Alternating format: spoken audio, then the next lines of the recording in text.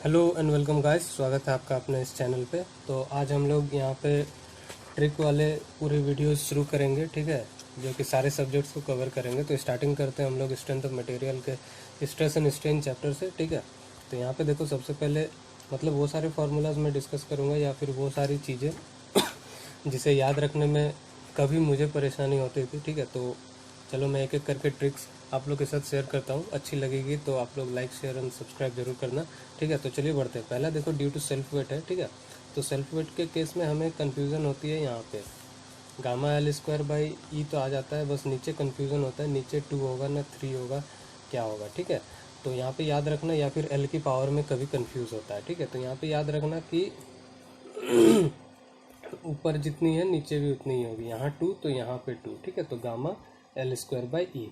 और बाकी आप लोग अगर यहाँ पे कभी गलती से क्यूब कर दो तो इसके आप लोग क्या करते हैं, यूनिट निकाल के देख सकते हो, क्योंकि ये डेल्टा है, ठीक है। तो यहाँ पे अगर आप लोग यूनिट निकालो तो देखो यहाँ पे क्या आएगा, इसका गामा का किलो न्यूटन पर मीटर क्यूब, ठीक है। तो पर मीटर क्यूब नीचे हो जाएगा, और इसका न्यूटन पर एम एम स्क्वायर में होता है, ठीक है। तो एम एम स्क्वायर और यहाँ पे एल स्क्वायर, ठीक है।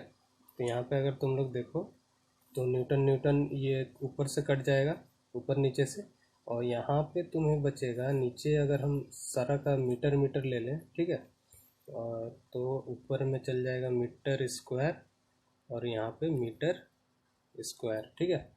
तो एक एम बच रहा है, ठीक है। तो डेल्टा का हमारा लेंथ में डायमेंशन आना चाहिए, तो यहाँ पे इतना हो जाएगा, ठीक है। और बाकी अगर आप लोग इसके डेरिवेशन की बात करो तो यहाँ पे हम लोग एक छोटा सा एलिमेंट ले लेते हैं एक्स डिस्टेंस पे, उसके बाद हम लोग उस पर निकालते हैं। यहाँ पे हम लोग स्ट्रेस मान लेते हैं कितना,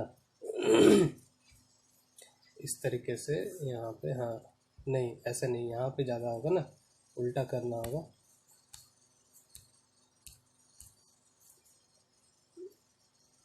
ऐसे, ठीक है। यहाँ 0 मान लेंगे, ठीक है। और यहाँ स्ट्रेस हम लोग सिग्मा मान लेंगे, और उसके बाद इस डिस्टेंस पे हम लोग लीनियर वेरिएशन करके निकाल लेंगे। उसके बाद अपना जो पी एल स्क्वायर अपॉन 2 वाला फार्मूला है उस पर हम लोग डाल के इंटीग्रेट कर देंगे। सेकंड आता है कॉनिकल बार पे, इस पर हम लोग इसी से डिस्कस कर लेंगे, ठीक है।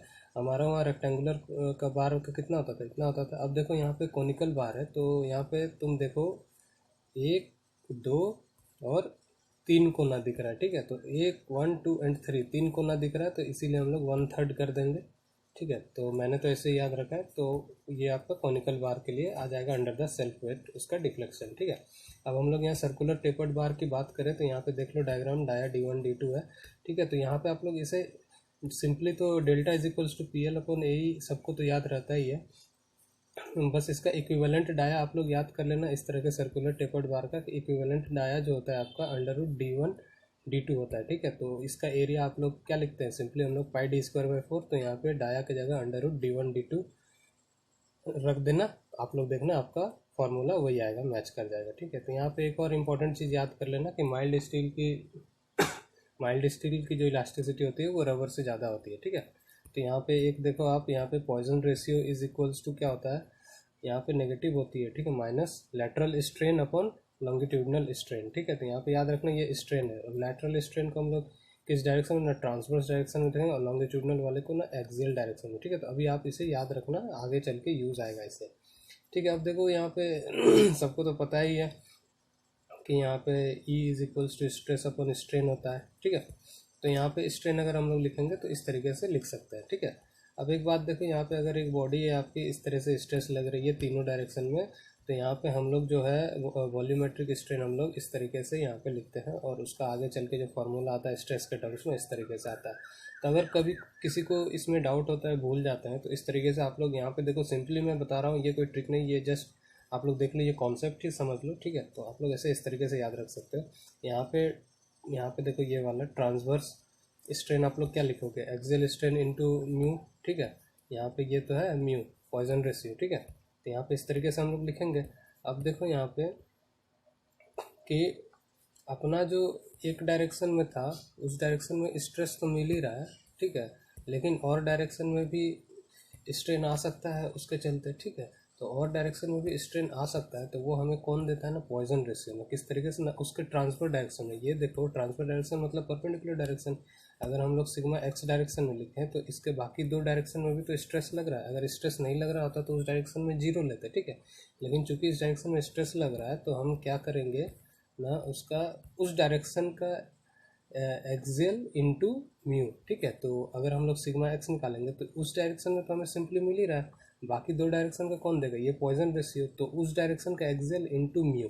तो वाई डायरेक्शन में देखेंगे तो वाई डायरेक्शन का axial into mu, Z direction का एक्सियल इंटू म्यू, ठीक है। तो यहाँ पे एक्सियल, यहाँ पे स्ट्रेन क्या होगा तुम्हारा, स्ट्रेस अपॉन ई हो जाएगा। तो वही चीज़ मैंने लिखा है। अब देखो यहाँ माइनस किस लिखे, कि इसका तुम्हारा जो डेफिनेशन में था वो माइनस, इसलिए यहाँ पे ये माइनस हो गया, ठीक है।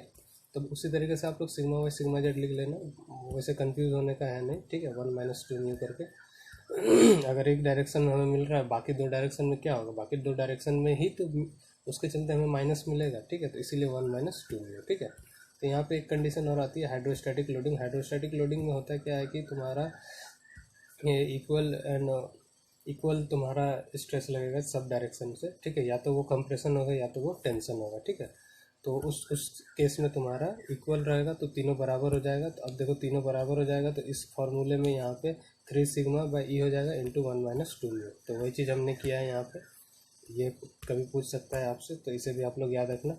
अब यहाँ पे बहुत ही इंपॉर्टेंट फार्मूलाज आती है, यहाँ पे ये दो फार्मूलाज आपको याद रखने ही रखने हैं। यहाँ पे 3k इंटू 1 - 2 म्यू और 2g इंटू 1 प्लस म्यू। इसे 2-3 बार लिखोगे तो याद हो जाएगा। इसके लिए तो मेरे पास कोई ट्रिक नहीं है, ठीक है। 3k टाइम्स 1 - 2 म्यू और 2g टाइम्स 1 प्लस म्यू, ठीक है। इसे लिखना ही पड़ेगा। आप लोग लिखोगे 2-3 बार, 4 बार, 5 बार लिखो, याद हो जाएगा, ठीक है। बाकी एक फार्मूला यहाँ पे भी होता है, E = 9 kg बाई 3 kg। तो यहाँ पे देखो आप लोग यहाँ पे इस तरीके से याद रख सकते हो, 9 kg बाई 3 kg, ठीक है। के बाद जी को थोड़ा अलग रखना, ठीक है। इसलिए मैंने घेरा बना दिया है 9 kg बाई 3 kg, ठीक है। यहाँ पे नीचे में प्लस आएगा।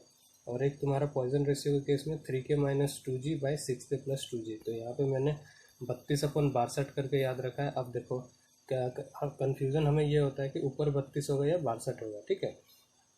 तो यहाँ पे आप लोग ऐसे याद रख सकते हो, ऊपर में देखो